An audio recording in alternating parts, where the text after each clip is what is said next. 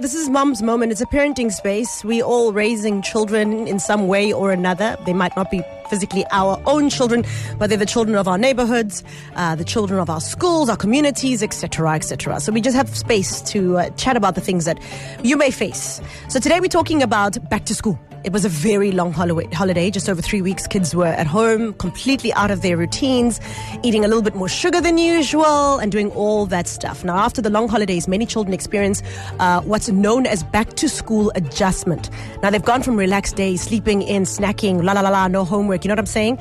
Children don't always have the words, right, to explain how they're feeling. Sometimes those feelings come out in tears, in tantrums and frustration. And as parents, you're losing it. As grannies, you're losing. As caregivers, you're losing it because you're not understanding the child is struggling to adjust to this way of life again, right?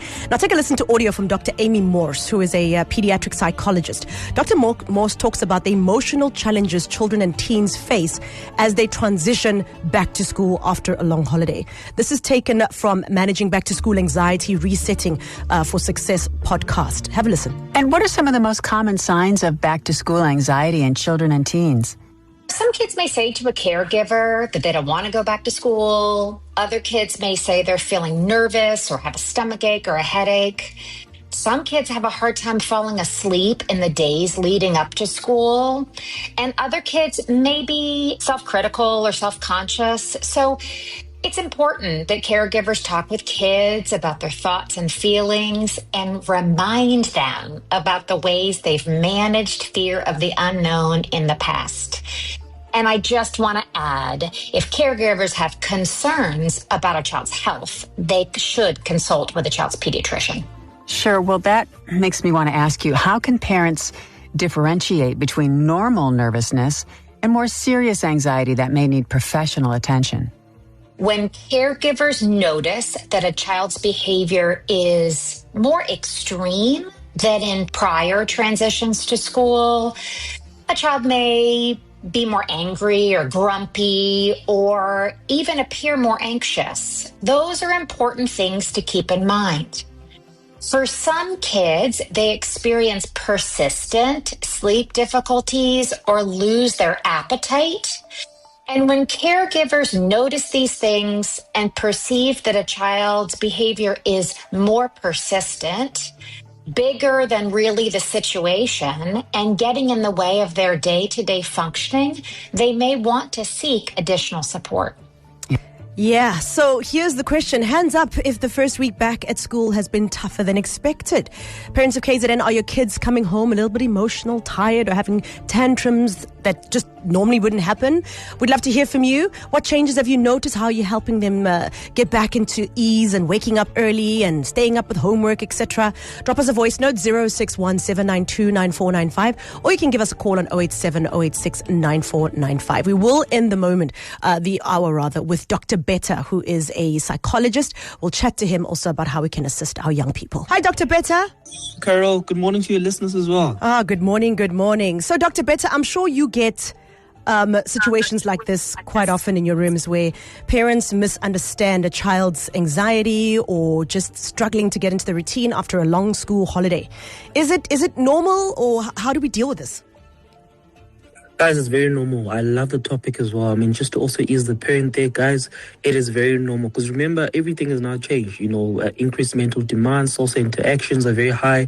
And a lot of classroom expectations as well, sensory stimulation. So throughout the day, kids are working on that. So it's very important for us to understand that this is all due to what we call emotion regulation. And that dysregulation that happens, pre and post is what we call the after-school restraint collapse as well. So what they're feeling is very normal as well. Remember, as like going to gym, your muscles are used to it. The minute there's going to be withdrawal symptoms. The fatigue, the pain that you feel is actually telling your body that you're about to actually incur a level of change as well. Yes, absolutely. Now, Dr. Beta, these signs we've spoken about, tantrums, obviously in the younger kids, it'll be tantrums, it'll be tears.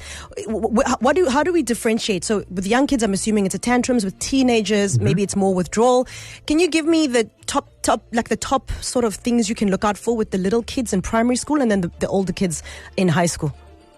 Good one, Carol. I mean, with the little one, obviously it's going to be tantrums. There's going to be a lot of behavioral, issues as well. So with the little ones, we have what we call malingering or feigning type of deceptions, or not disorders per se, but certain things for parents to look out for. There's going to be certain lying as well. Mommy, I've got a tummy ache. I don't want to go to school. Mommy, the teacher said this and this. Mommy is not, I'm not going to do work because the teacher said it's not actually important. So all of those deceptive type of things, just to stir them away from what they actually need to do. Those are the most important overt signs. They're going to lie about being sick. They're going to lie about not getting to school on time. They're going to forget certain things. It's PE. They're going to forget their clothes.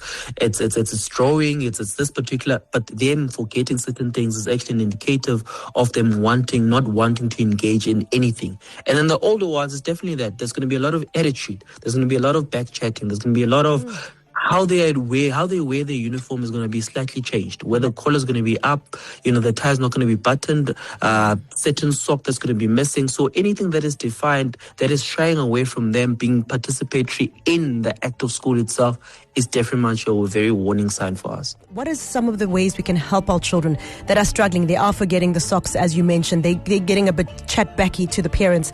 They're throwing themselves on the floor, the younger ones, and saying they don't want to go to school. What can we do to help them?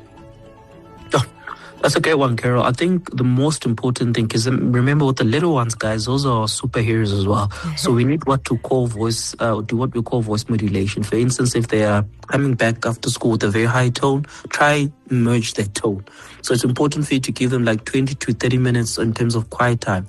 Don't rush into asking them, how was school, the particular questions and how to phrase them, to just get them more intrigued in terms of how to say certain things to you. For instance, how was school is not a great question. So for instance, what made you smile today? What was the hardest part of your day? Is there anything you wish you had done differently? So that is very open-ended and very inviting. So it gives the parent also insight as to what was happening. Or for a healthy snack, water, hunger and dehydration can also amplify emotional reactions as well. So let's just make sure they are very hydrated.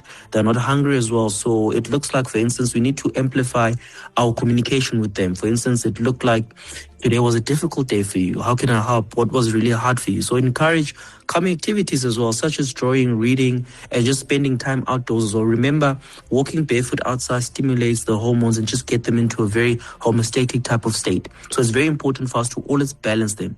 And sleep is very encouraged as well. So it's very important for us to see and acknowledge that. So downtime in terms of screen time, them watching TV and all of that. So it's also going to be a transition for them. Just talk them through. It's going to take a few weeks for them to get back, but all of those things are important for them to get back into it as well.